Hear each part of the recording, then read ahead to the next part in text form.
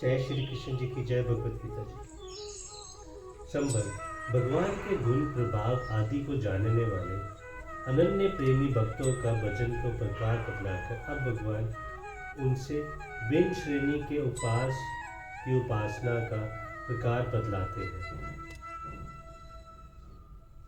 ज्ञान यज्ञ चाप ये यजंतो मामोपास्ते एक तवेन तवेन बहुआ विश्व तो मुखम। दूसरे ज्ञान योगी मुझे निर्गुण निराकार ब्रह्म का ज्ञान यज्ञ के द्वारा अभिन्न भाव से पूजन करते हुए भी मेरी उपासना करते हैं, और दूसरे मनुष्य बहुत प्रकार से स्थित मुझे विराट रूप परमेश्वर की पृथक भाव से उपासना करते हैं। अन्य पद का प्रयोग किस अभिप्राय किया गया है? यह अन्य पद का प्रयोग ज्ञान योगियों का पूर्वात्म भक्तों की श्रेणी से पृथक करने के लिए किया गया है।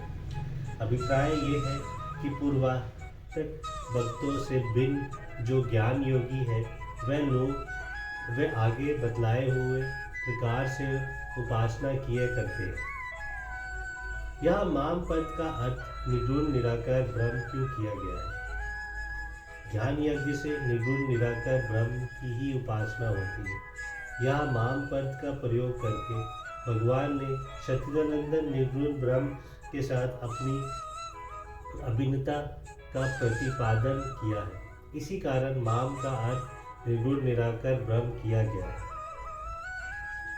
ज्ञान यज्ञ का क्या स्वरूप है और उसके द्वारा एकत्व भाव से माम पद के लक्ष्य निर्गुण ब्रह्म का पूजन करते हुए उसकी उपासना करना क्या है? तीसरे अध्याय के तीसरे श्लोक में जिस ज्ञान योग का वर्णन है, यहाँ भी ज्ञान यज्ञ की वही स्वरूप है। उसके अनुसार शरीर, इंद्रिय और मन द्वारा होने वाले समस्त कर्मों में मायामय गुण ही गुणों में बढ़ते रहते हैं। ऐसा समझकर कर्तापन के अभिमान से रहित रहना, संपूर्ण ईश्वर की मृत तृणा के जल के सहस्य या स्वप्न के संसार के समान अनित्य समझना तथा एक सच्चिदानंद निर्गुण निराकार पर ब्रह्म परमात्मा की अतिरिक्त अन्य किसी की भी सत्ता न मानकर निरंतर उसी का श्रवण मनन और निधिध्यासन करते हुए उस सच्चिदानंद ब्रह्म में नित्य अभिन्न भाव से स्थित रहने का अभ्यास करते रहना, यही ज्ञान यज्ञ के द्वारा पूजन करते हुए उसकी उपासना करना है। च के प्रयोग का क्या भाव है?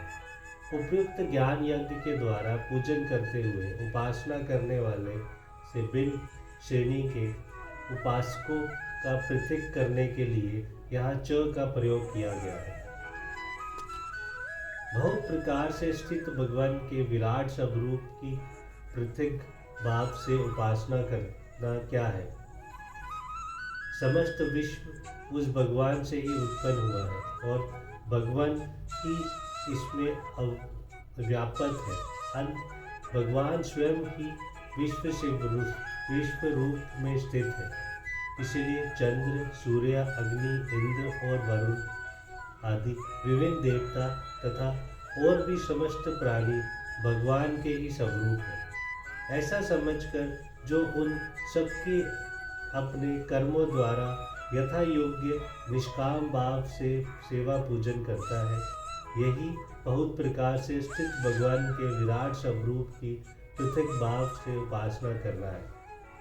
जय श्री कृष्ण। जय भगवती।